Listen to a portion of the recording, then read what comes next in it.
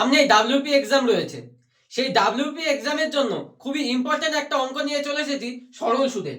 কি বলেছে, কত বছরে 8% হারে সুদ আসলের 2.5 গুণ হবে। তার মানে কি বলেছে, 8% হারে কত বছরে সুদ আসলে 2.5 গুণ হবে। তার মানে কি, যদি 5 আসল হয় তাহলে 2 হবে সুদ হবে 8% সরল সুদের হারে। তাহলে আমাদের কত বছরে সেই জিনিসটা হবে সেটা বের করতে বলেছে। তাহলে আমরা বেশি কিছু জানবো না, I equals to P R T by 100 এই সূত্রের মাধ্যমে করব।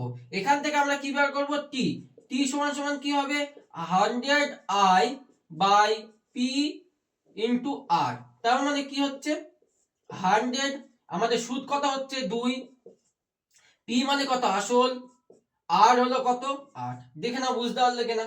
যদি এদিকে কাটি 4, এই 4 দিয়ে যদি উপরে কাটি 5 মানে 25, আর এই 5 দিয়ে যদি এখানে কাটি তাহলে 5। তাহলে সঠিক উত্তর হবে আমাদের 5। অপশন নাম্বার কত, অপশন নাম্বার আমাদের সি হবে আমাদের সঠিক অপশন। এর থেকেও ভালো ভালো ট্রিক্স শিখতে হলে আমার চ্যানেলকে সাবস্ক্রাইব করো।